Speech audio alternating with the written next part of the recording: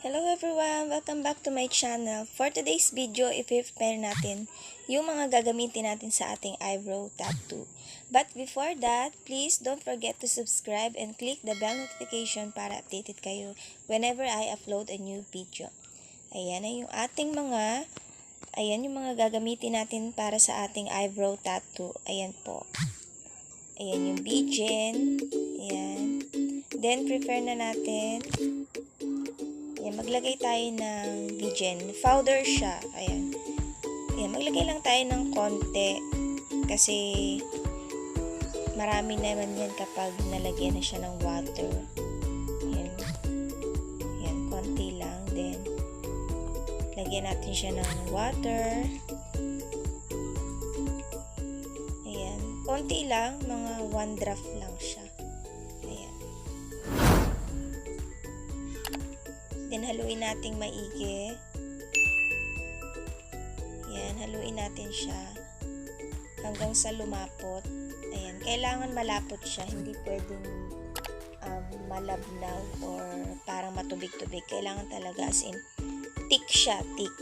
Ayan, para mas maganda yung kapit ng henna sa ating eyebrow at mag-color siya. Ayan, mag-color. Ayan, nag-start na tayo. Then, mag-ano muna tayo ng line, mag-draw para maayos yung pagkakalagay natin ng eyebrow, hindi siya maglampas-lampas. So, lagyan muna natin siya ng pattern. Yan, para alam natin kung saan natin siya ilalagay. Madali lang siyang i-apply kasi meron na siyang pattern. So, hindi na siya maglampas-lampas or mag-burara-burara. So, start na natin siyang i-apply. Ayan. Konti-konti lang. Then, i-ano natin siya, ikalat.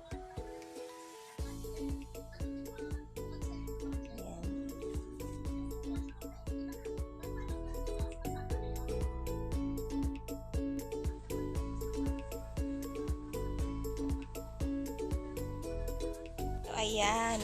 Tapos na tayo sa isa nating kilay. Isunod naman natin yung kabila. Ayan. Katulad nung unang ginawa natin, ayan, mag-draw muna tayo ng pattern. Ayan, para hindi tayo mahirapan mag-apply ng ating henna. Ayan, mag-draw tayo ng line muna.